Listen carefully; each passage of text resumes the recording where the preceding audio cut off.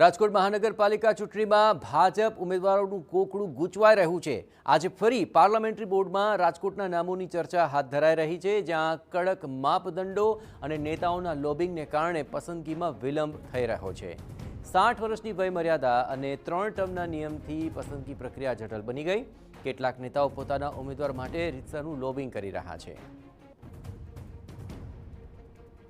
पूर्व धारासभ्य लाखा सागठियाए पुत्र जय माटे टिकिट मांगी। पूर्व प्रधान गोविंद पटेल पण पुत्र किशन पटेल माटे टिकिट मांगी रहा है। पूर्व कॉर्पोरेटर विनु दवाए पण पीयूष दवा माटे टिकिट मांगी है। ए सिवाय पूर्व कॉर्पोरेटर नितिन रामाणीए पुत्र प्रिंस रामाणी माटे टिकिट मांगी है। पूर्व कॉर्पोरेटर अश्विन मोलियाना पुत्र नीरव मोलिया माटे टिकिट मांगवामां आवी। पूर्व कॉर्पोरेटर हरिभाई डांगरे पुत्र शैलेष डांगर माटे टिकिट मांगी। ए सिवाय पूर्व कॉर्पोरेटर खीमा मकवाणाए भत्रीजा नीलेश मकवाणा माटे टिकिट मांगी है। ए ज रीते पूर्व कॉर्पोरेटर बाबू मकवाणाए पुत्र विजय मकवाणा माटे टिकिट मांगी है। पूर्व कॉर्पोरेटर पोपट टोळियाए पुत्र हरेश टोळिया माटे टिकिट मांगी है। परिवार ने टिकिट नहीं आपवाना भाजपना निर्णय सामे परिवार माटे ज टिकिट मांगवा माटे हाल घमासाण चाली रह्युं छे। आ समग्र परिस्थिति पर વધુ વિગતે વાત કરવા માટે જોડાઈ રહ્યા છે રાજકોટથી ટીવી9 સંવાદદાતા મોહિત ભટ્ટ। મોહિત, આખરે પરિવાર માટે આ ટિકિટની માંગ ઉઠી છે, પણ હવે નિયમો આડે આવી રહ્યા છે, પણ આ નિયમોને લઈને અત્યારે ભાજપમાં શું કમઠાણ છે, કેવી રીતે આવશે તેનું નિવારણ? મોહિત, જયેશ, એટલા માટે જ કદાચ જે રાજકોટ મહાનગરપાલિકામાં જે ઉમેદવારોની યાદીને લઈને હજુ પણ કોકડું છે તે ગૂંચવાયેલું છે।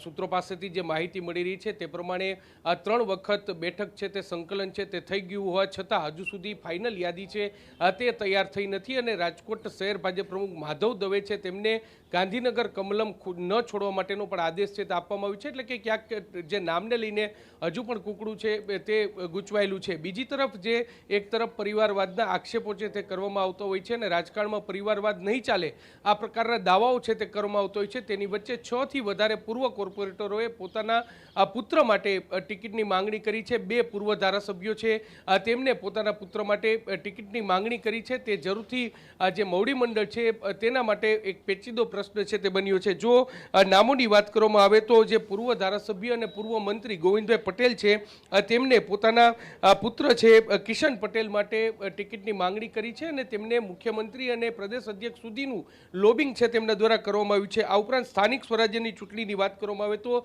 લોધિકા જિલ્લા પંચાયતની સીટ માટે પૂર્વ ધારાસભ્ય લાખાભાઈ સાગઠિયા છે તેમને પોતાના પુત્ર જય સાગઠિયા છે તેના માટે ટિકિટની માંગણી કરી છે। આ ઉપરાંત રાજકોટ મહાનગરપાલિકામાં કોર્પોરેટર તરીકે રહી ચૂકેલા જે વિનુ ગવાએ છે તેમના પુત્ર પિયુષ ગવા માટે ટિકિટની માંગણી કરી છે। આ ઉપરાંત પૂર્વ કોર્પોરેટર નીતિન રામાણીએ પોતાના પુત્ર પ્રિન્સ રામાણી માટે ટિકિટની માંગણી કરી છે।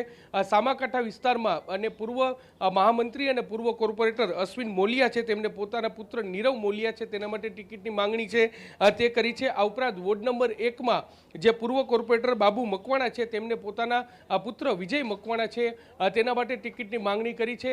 જે અનામતના રોટેશનના કારણે અહીં ઓબીસીમાંથી મહિલા ચહેરો છે તેને મેદાને ઉતારવાની વાત છે, ત્યારે વિજય મકવાણાના પત્ની તેમને પણ ટિકિટ આપવામાં આવે તે પ્રકારની માંગ છે તે કરવામાં આવી છે। સામાકાંઠા વિસ્તારમાં જે પૂર્વ કોર્પોરેટર પોપટ ટોળિયા છે તેમને પણ જે પોતાના પુત્ર છે હરેશ ટોળિયા તેના માટે ટિકિટની માંગણી કરી છે। આ ઉપરાંત વોર્ડ નંબર 13માં જે હરિભાઈ ડાંગર કે જેમના પત્ની જયાબેન ડાંગર છે તે ગત ટર્મમાં કોર્પોરેટર હતા તેમના પુત્ર શૈલેષ ડાંગર છે તેના માટે ટિકિટની માંગણી કરી છે। આ જે પૂર્વ કોર્પોરેટરો અને ધારાસભ્ય છે કે જેમને પોતાના પુત્ર માટે ટિકિટની માંગણી કરી છે। આ ઉપરાંત જો પરિવારવાદની વાત કરવામાં આવે તો વોર્ડ નંબર 1માં જે અંજના મોરજરિયા અને ડૉક્ટર મોરજરિયા છે તે બંનેમાંથી એકને ટિકિટ આપવામાં આવે એટલે કે એ જ પરિવારમાં ટિકિટ આપવામાં આવે તેવું લોબિંગ છે તે કરવામાં આવી રહ્યું છે। વોર્ડ નંબર 7માં જે કશ્યપ શુક્લ છે તેઓ પણ અત્યાર સુધી કોર્પોરેટર હતા, ગત ટર્મમાં નેહલ શુક્લ કોર્પોરેટર હતા અને પરિવારની 3 ટર્મ છે તે થઈ ચૂકી હોવા છતાં નેહલ શુક્લને ટિકિટ આપવામાં આવે તેવી માંગ છે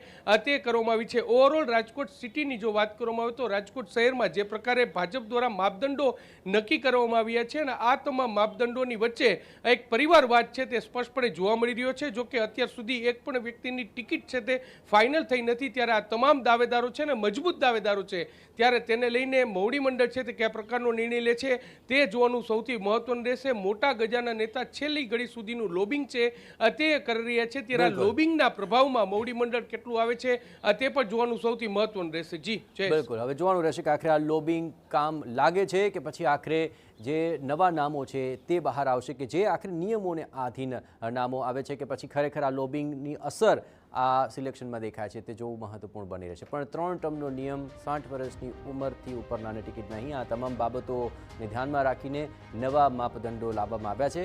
પણ આ માપદંડો નડશે કે પછી તેને લઈને જે પ્રેશર બનાવવામાં આવી રહ્યું છે લોબિંગ દ્વારા તે કામ કરશે તે ટૂંક સમયમાં જ ક્લિયર થઈ જશે.